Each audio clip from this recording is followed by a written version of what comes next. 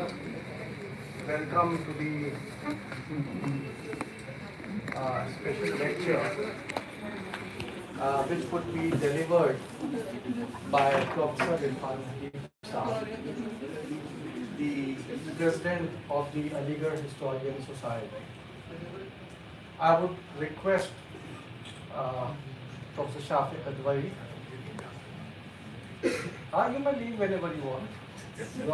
Your presence is enough for us. Why don't you come? As a team, why don't you?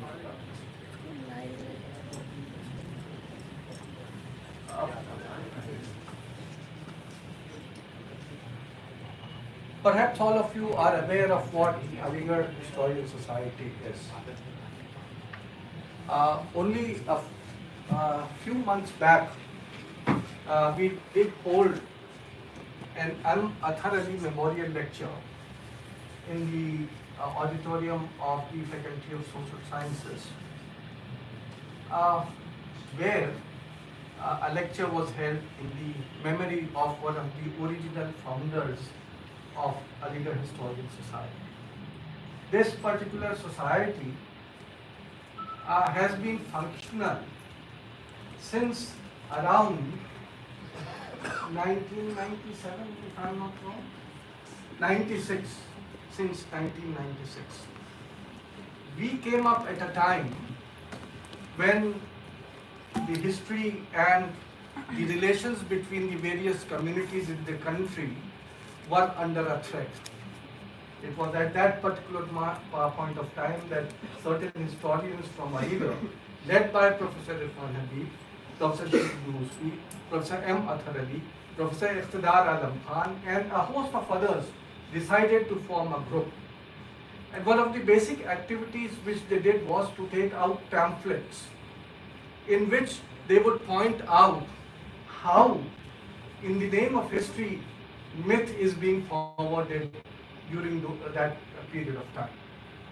Later on, it was decided that the group, which was known as Aligarh Historians Group, should be turned into Aligarh Historians Society, registered as an organization, and after that, what the society has done, it is still a society which is of very few individuals, mostly from Aligarh, but so far they have every year since almost 1994 been holding regular annual symposiums and seminars.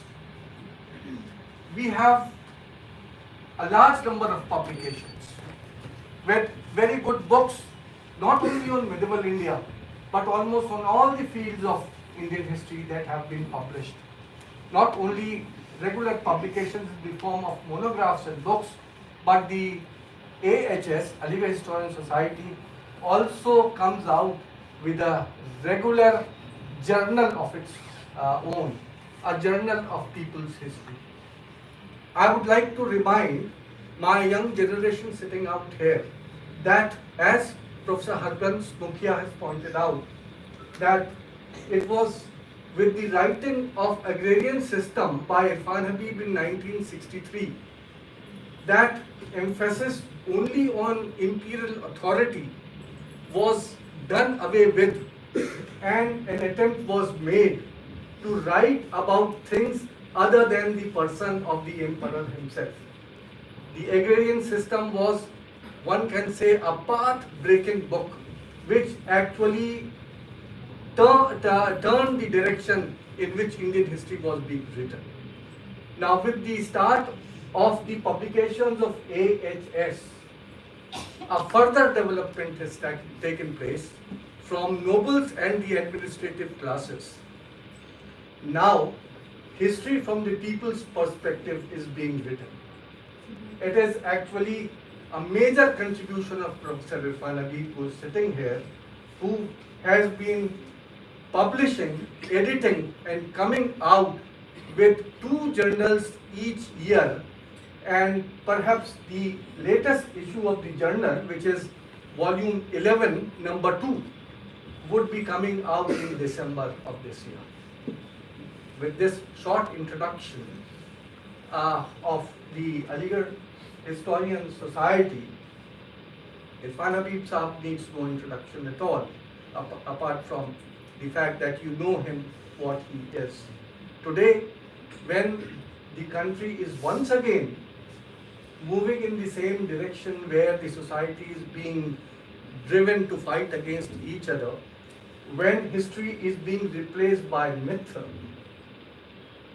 Irfan Saab has agreed to talk about rationality, which was there in actions and in the policies of a 16th, 17th century ruler Akbar. So let me invite Professor Irfan Habib to talk about rationality during the age of Akbar.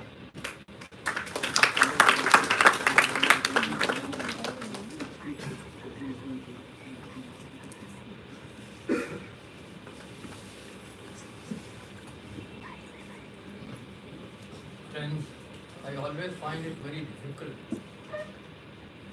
My task becomes more difficult when such kind words have been uttered about me. You probably would expect much more from me than I can deliver after the places that have been short on. But thank you very much for your kind words.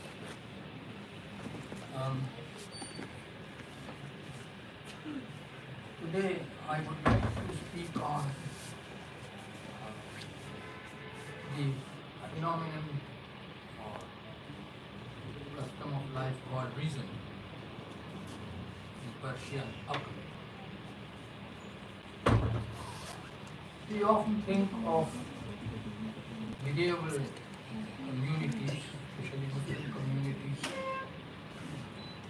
as religious institutions.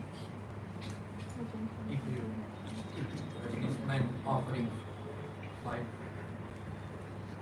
prayers a day in the mosques and forming the community.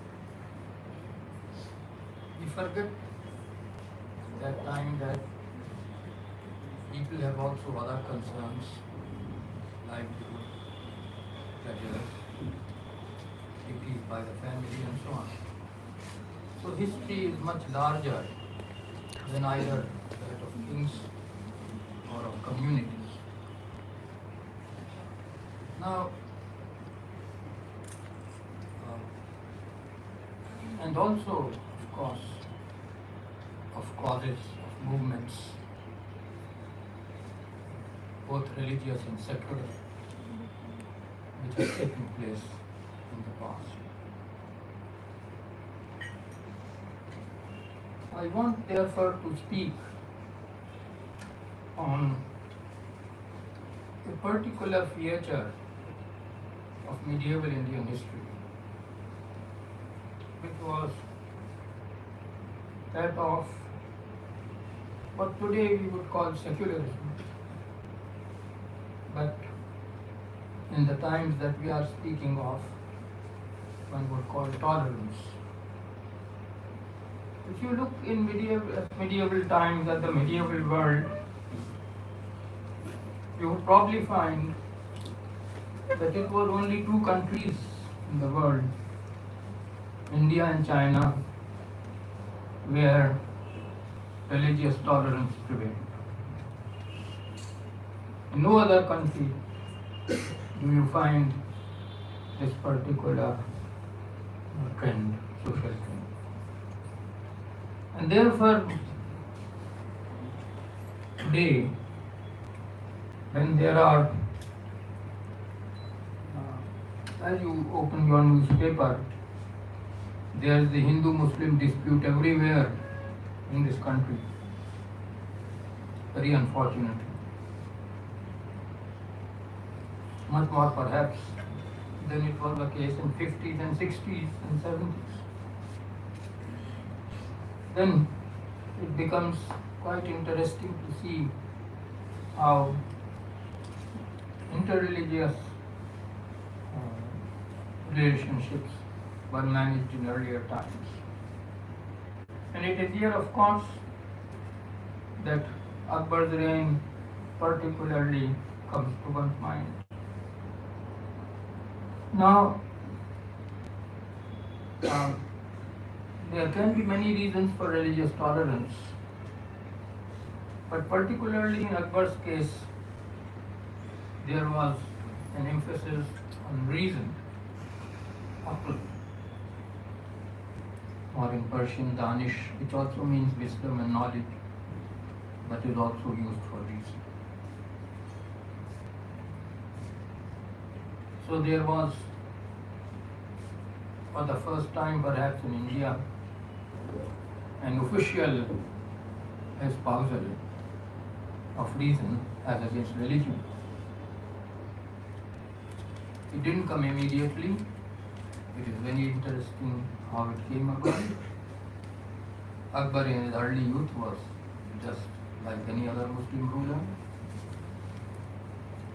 but with an obvious difference. He loved to live to go around among ordinary people when he was young. Sometimes he was not identified, sometimes he was not identified. And therefore, one begins with a ruler who knew how poor people lived. And it is therefore many actions, measures of his that need to be celebrated even today, despite the fact that he of course presided over an exploitative regime. Land revenue was very heavy, peasants were oppressed, and even ordinary people paid heavy taxes. All that was there, but there was something also different, and that was that he realized that in a country like India, Hindus and Muslims must live together, and therefore the religious policy is particularly important. Now, today, as we were just told in the introductory remarks, it is important to recall Akbar's religious policy because in our country today, secularism is under attack and is in great danger. So it is certainly important to remember what was done in the realm of religious tolerance under Akbar.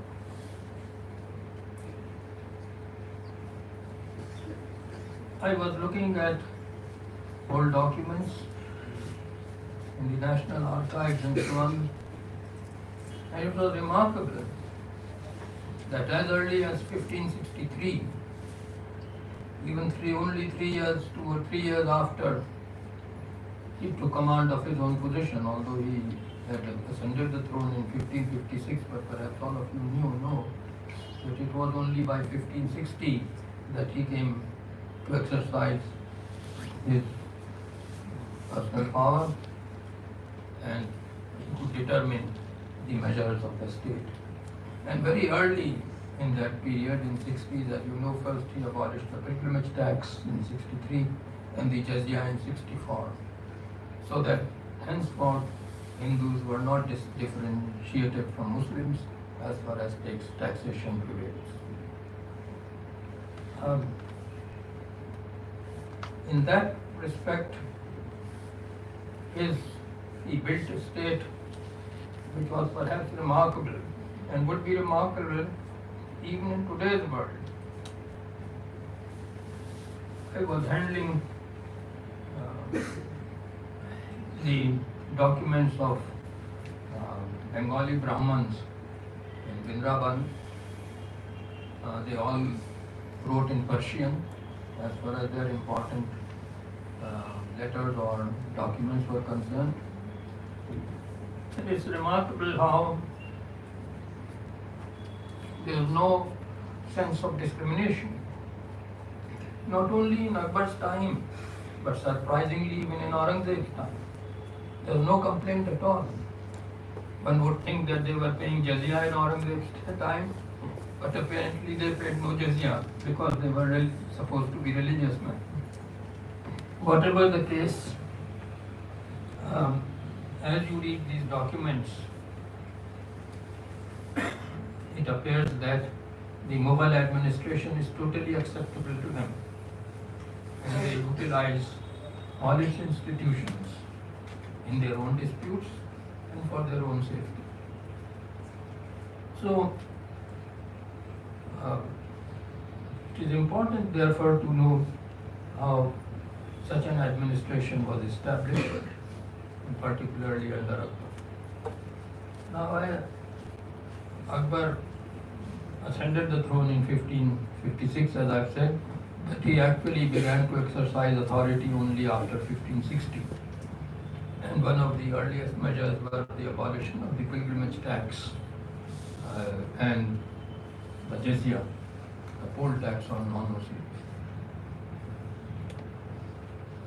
These were very important measures because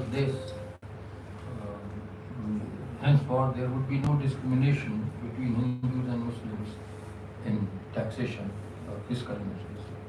And therefore, these dates are extremely important in Indian history, although one might not immediately realize it. He also threw open the higher ranks of administrative service to non-Muslims. And in 1564, by 1654, Udarmal is already from, as it appears from a document that he issued, obviously very important. He had received the title of Raja, he was a Jagirdar and a minister. And not only a minister, but a minister with a key portfolio of finance and revenue. So, Akbar then also established a state where Hindus and Muslims would work together. It is therefore important to see how this policy was justified. And the spokesman for this policy, particularly in Akbar's later years, was Abul Fazl. Abul Fazl's letters, his work Akbarnama, and his further work, which technically was a part of Akbarnama, the Ain-e-Akbari, are all very important documents in Mughal history. So, I want to underline here how Akbar, directly by his own statements, but basically mainly through Abul Fazl, visualized India and the nature of the Mughal Empire as far as religious issues were concerned. Now, Akbar had a long period of what I would call religious questioning. He first wanted to appear as a Muslim king, although a tolerant one. So, jizya was first abolished, then reimposed, then abolished. In 1570s, there were the Ibadat Khana discussions in which Akbar sometimes tried to appear as a great Muslim reformer, both reformer or orthodox interpreter. And then, of course, by 1580, he gave it up because of the quarrels among the theologians, Muslim theologians themselves. And then, of course, his next step, in which he thought himself to be a religious leader of monotheists and the so-called Deen-e-Ilahi, which is of course a misnomer, but it would do for his religious views, in which he insisted monotheism could unite all religions. Although as Abul Fazl found it was difficult to integrate Jainism into it because Jains are firm atheists, probably the most scientific of all religious people. They don't believe in God. So how to integrate them into the religious community is a problem that Abul Fazl leaves unsolved. But it is interesting that his description of Jainism is fairly detailed and fairly accurate.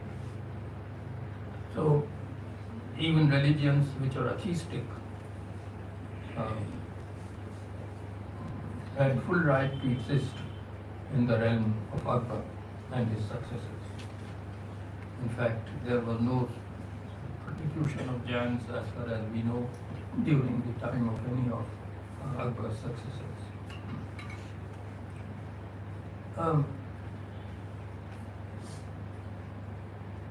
It is therefore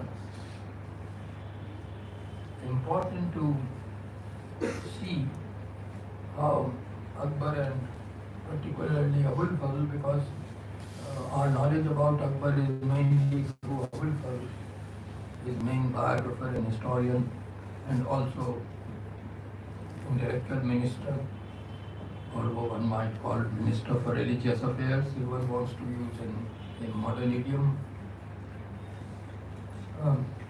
How he thought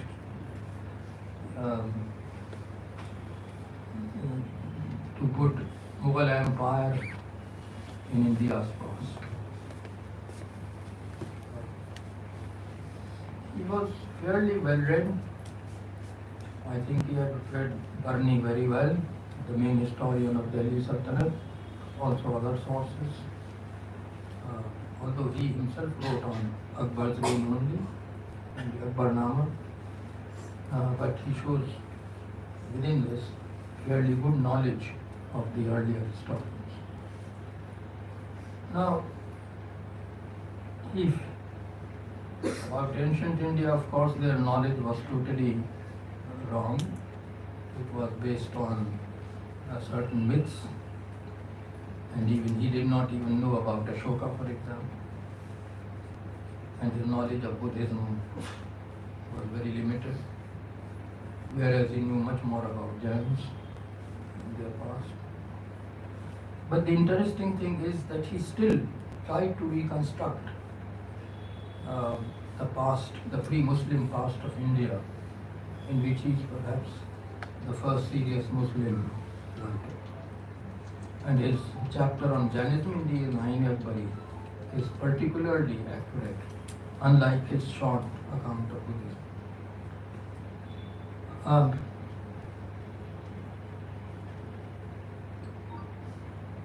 In interpreting India's past, Abul Fazl had to deal with the whole issue of Islam. And I am here particularly concerned with the fact that Abul Fazl's critical view of Islam has been silently followed. But it is if one is studying a particular figure, it must be recognized that these thoughts existed. And unfortunately, when you speak of reason, the fact is that reason leads you to certain conclusions which are extremely disturbing. And this is the case of Abul Fazl. Now, how does Abul Fazl read the rise of Islam, for example? Translators of the Ain Akbari, even English translator, has not accurately translated that particular passage, because, and nor in Jadunath Sarkar, in his re-edition of Blockman's translation and Garrett's translation, corrected the mistranslation. Because they were afraid of Muslim reaction. Abul Fazl takes the issue of prophethood directly. You see, as historians, we must forget that we are either Muslims or non-Muslims. And therefore, today, we must take the issue. If we are studying Abul Fazl, then we must plainly see what he writes about prophethood. He denies the truth of prophethood. He does not accept the claims of prophets.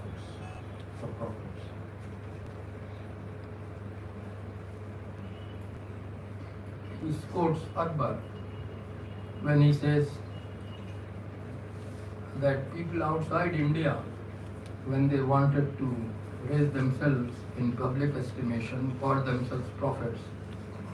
But in India, they could call themselves gods. This is a statement of Akbar reported by Abul Fazl. And therefore, to Abul Fazl, prophethood and the caliphate were disasters, political disasters.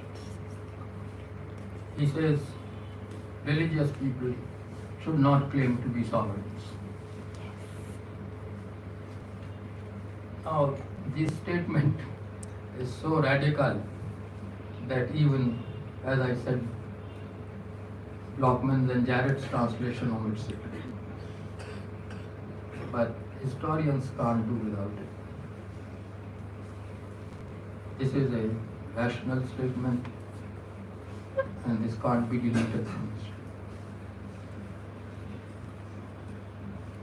Of course, Abul Fazl does not go into details, but his position is clear.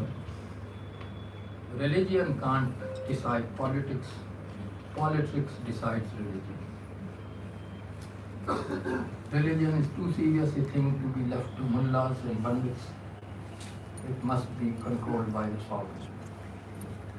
This is basically his position. And therefore, in effect, he is taking a very modern position of sovereignty. In modern political views, sovereignty is unlimited.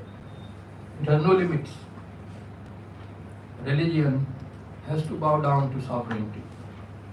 Religious law must make way for secular law and the concepts of political concepts and civil concepts of today, like equality and so on. And I think this is the real importance of Abul Fazl, that he anticipates modern ideas about sovereignty. Sovereignty is uncontrolled power, unlimited by any religious or any other customary institution.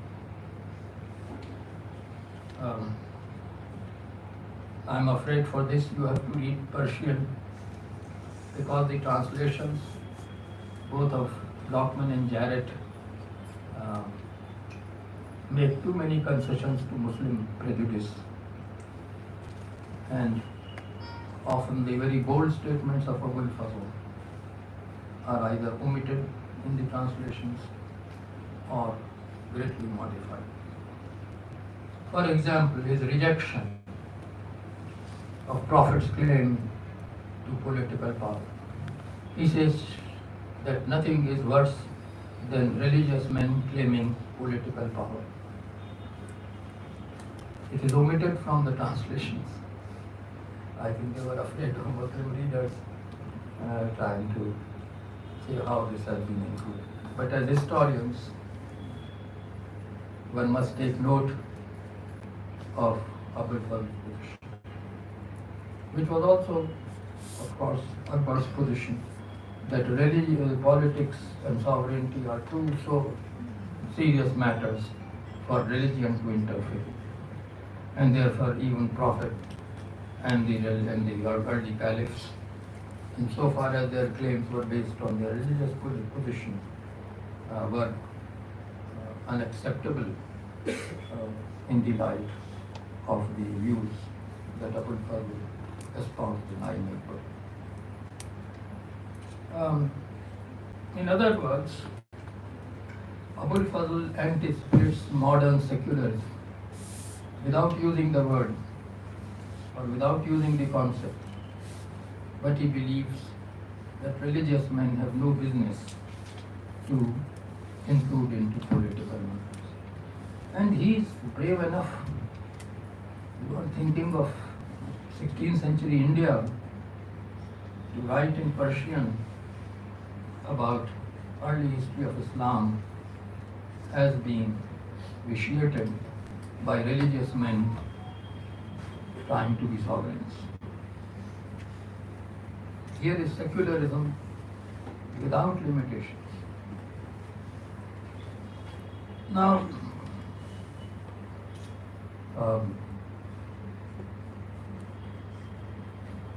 there are other matters also, apart from such absolute invocation of secularism, which in today's India seems outdated, now that we have Hindutva in control. But there are other elements also, rational elements in Abul Fazl, which need to be celebrated. For instance, his total acceptance of science, although he was not a scientist, nevertheless his description of inventions attributed to Akbar or to Akbar's courtiers, and also his descriptions of different of irrigation wells and so on, show that he was also very interested in technology, and therefore that element also is very modern. How water is to be pulled up out of wells to irrigate is a question that interests him.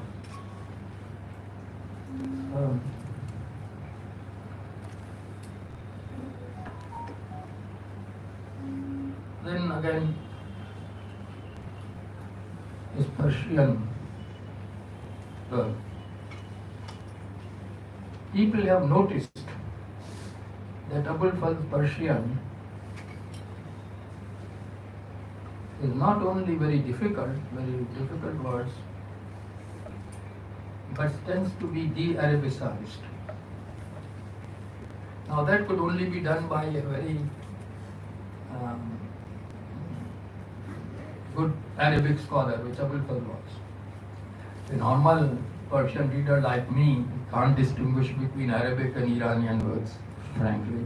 I wouldn't know whether Danish comes from some Arabic word or is an Iranian word.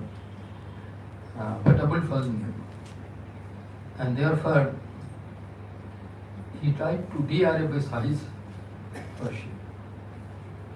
I don't think this was a quite wise measure to do, and often you find that he forgets it and he is using highly Arabicized words, and then he suddenly remembers and recollects what he was doing and then again resorts to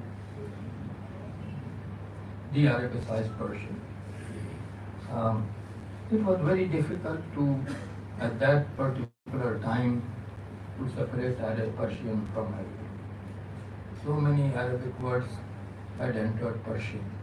Just like today, it is very difficult to de-Persianize Urdu, how much you might like it, because so many Arabic and Persian words have entered the Urdu language.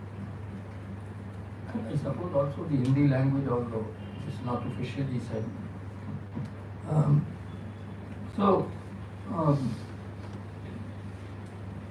But I am actually interested in this matter because it shows how learned Abul Fazl was in both Arabic and Persian, and possibly Hindi, because he uses a large number of Hindi words, of which he immediately offers a Persian equivalent.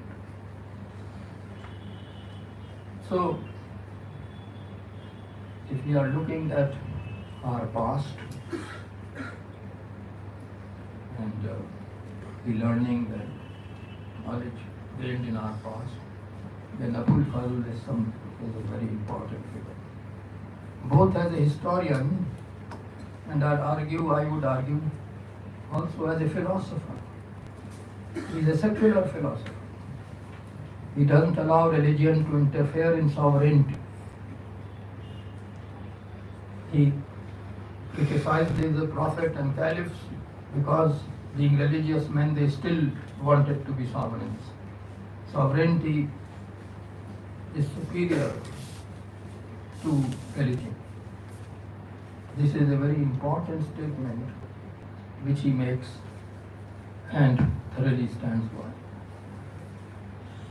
Although, of course, this involves the criticism of both the Prophet and the Caliphs. But he does that. And I think Jarrett was translating this passage, was very concerned, so he omits the criticism of the Muslims in his translation. Probably wisely, because we Muslims don't believe in freedom of thought in these matters. But for a historian, this is important, that he believes very strongly that religious men have nothing to do with government, and therefore the claims to sovereignty by Prophet and Caliphs was wrong. It's omitted in the translation, but you can read it in the Persian text if you are interested in it. That such a brave statement should be made at that time, bold statement, and should be left uncontested. But Ayuni doesn't contest it. Although he is the critic, he doesn't contest this statement. And it's certainly, as I said, remarkable that it should just be ignored by Abul Fazl critics. But today, when we see the particular importance of secularism, then Abul Fazl certainly becomes important. A man who could defy deny Muslim tradition in this bold manner. Of course, he similarly has criticisms for Hinduism also, like the criticism that anyone who becomes important declared himself a deva, or God. And the reason he offers, though he attributes it to Akbar, was that in India, why should people declare themselves prophets when they could declare themselves gods? That is Abul Fazl's explanation of why there has not been any prophet in India, but only in Persia, Zoroaster, and Arabic, Muhammad, and so on. But no prophet here. Because when Godship is available, why should you stop at prophethood? Now, this kind of strong, bold secularism is, in the world of 16th century, was remarkable. That it should be written into Ayn, and was one of Akbar's statements, and nobody should protest against it. Nobody throughout the 17th century ever held it against Abul Fazl that he was minimizing the importance and significance of prophethood. That is also remarkable. I mean, Aurangzeb, in one of his letters, says that Abul Fazl's style should be followed, but not his thought. But he stops it. I mean, the main thing should not be followed, only his lofty Persian style. So, it is important, therefore, that rationalism, reason, which we see not only in words in Akbar and Abul Fazl, but also in practice. And I should, in the concluding portion, should also like to point out the civilizing measures of Akbar in following his path. Now, as you know, slavery is permitted in Islam.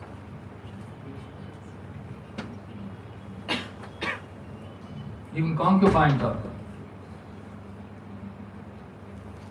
And therefore it's remarkable that as early as 1563, Akbar should prohibit slave trade. Slave trade.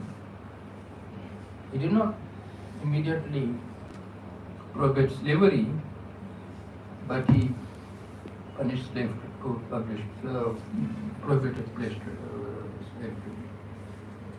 And a Persian merchant records his experience that when he was living in Agra, he found the ear of a person nailed into the wall, and he inquired whose ear it is.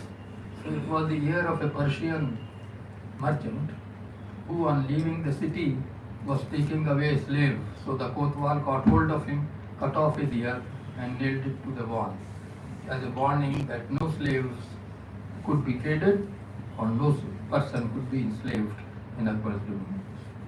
And this is as early as 1563. So, in Akbar's reign, slave trade was prohibited. No one could be enslaved.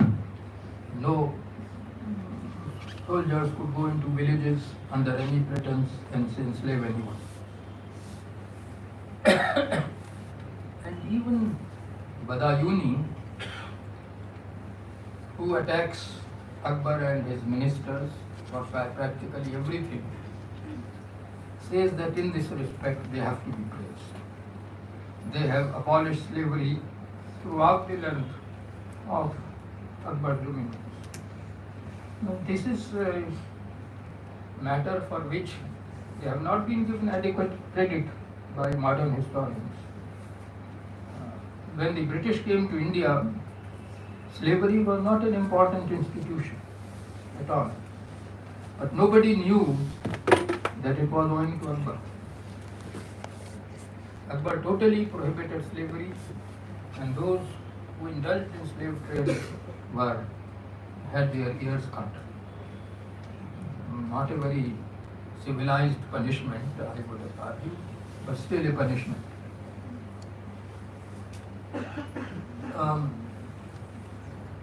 This again is an achievement which is often unrecognized in our textbooks. I would also say that Akbar also promoted reason. I've already mentioned this in Akbar, but in general, of course, this did not apply to praise of himself, but as in general, during the Mughal Empire, reason was generally promoted.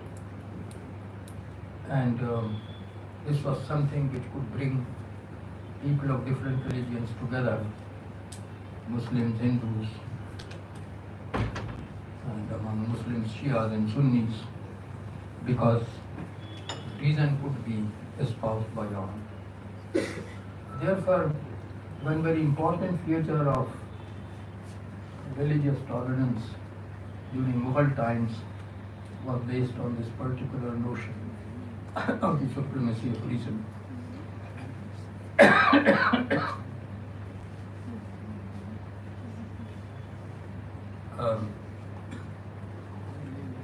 Then there was the further question which I have left for the last, an espousal of Hindu-Muslim amity, religious amity.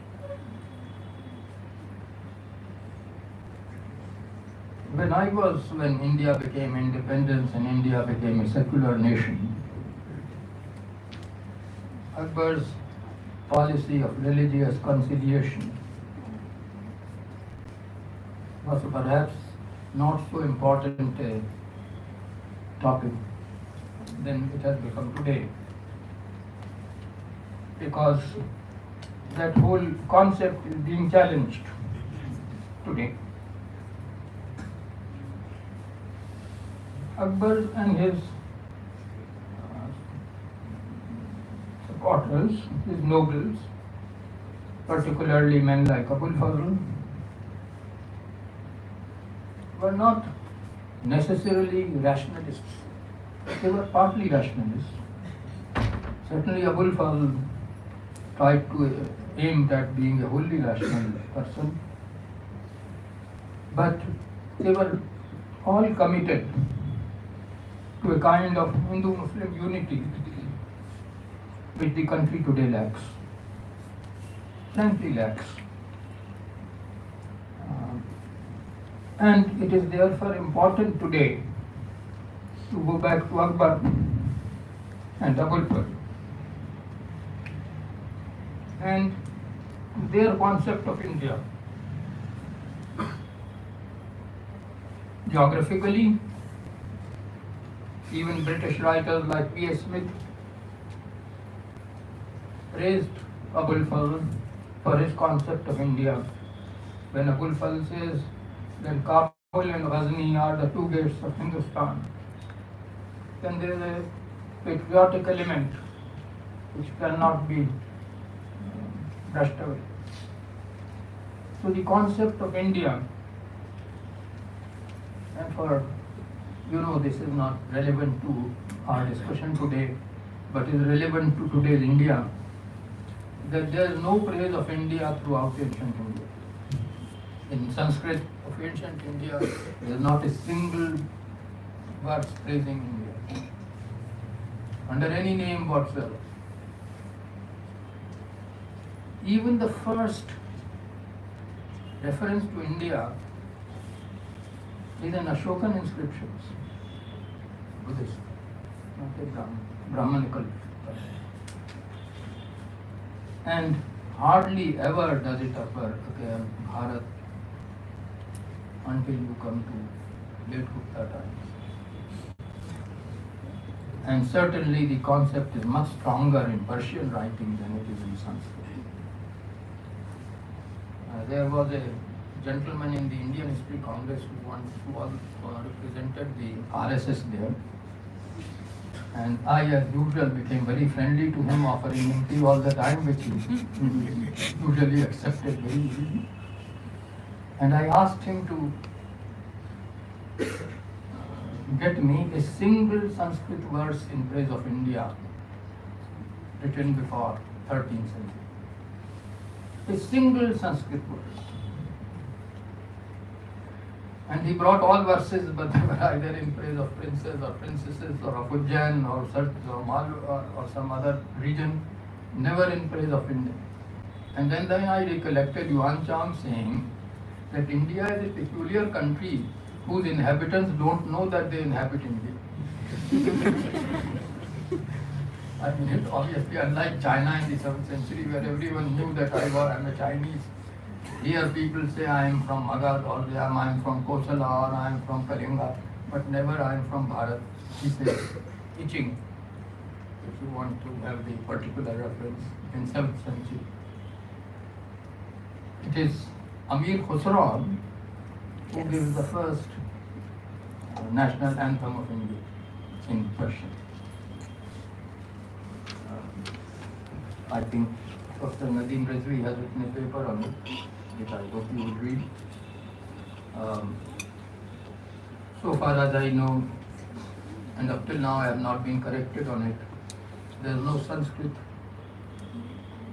or Prakrit poem praising India before the 13th century when Khusraw was writing, 13th, 14th. Well, Akbar and Abul Fazl greatly strengthened the idea of India. If anyone writes the history of idea of India, then certainly Abul Fazl in Akbari, in which he says, as V.S. Smith particularly recording, that Kabul and Kandahar are the gates of India. and in order to protect India, you need to control these two. So this is the first, perhaps, statement in any language about India's geographical position, strategic position. Well, I would stop here. Thank you very much for giving me such a patient hearing. Thank you.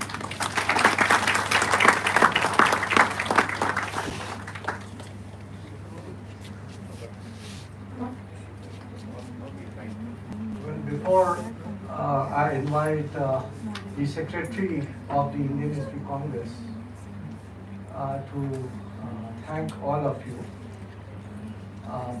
I would just remind something which represents the period of Akbar, the construction of Fatehpur Sikri, where there were 3 localities which were put outside the wall limits.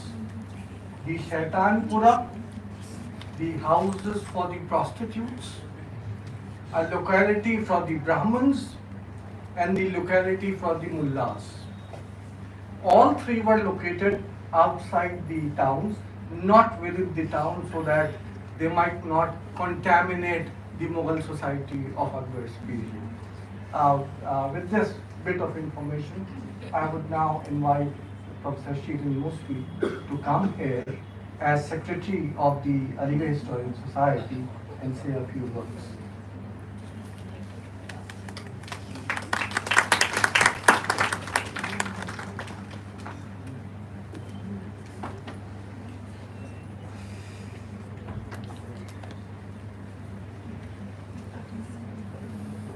I am sure that we should also think that we should be thankful to Professor Nadeem Rizvi for letting us have the pleasure of listening Irfan Sahab after a very long time. And I am very happy to see that such a big crowd of younger ones, those who are the realities of tomorrow but the hopes of today, are sitting here, and I found that everyone was listening so attentively what Professor Irfan Habib was saying. Some of them might not have been fully understood him, but I think all of us were trying to get to the idea he was putting forward. An idea which was not only important for the students of history or for students, but an idea which is important for we Indian all at a time while we are living under such a regime which wishes us to kill each other, to fight against each other, instead of have a friendly relationship and rather live as the normal citizens of this country. So I think it is more important that we should learn a lesson about unity of the country, unity of the people, the fraternity as well, not only unity, from what we have heard from Professor Irfan.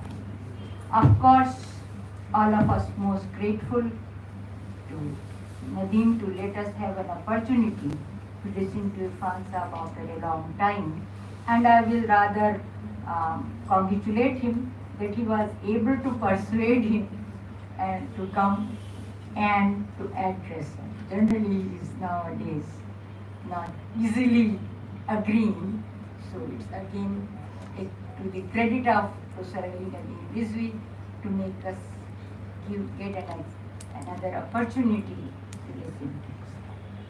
And I'm very happy that all of you have sat very quietly, listened to him carefully, and I hope you must have learned something from what you have. Thank you very much.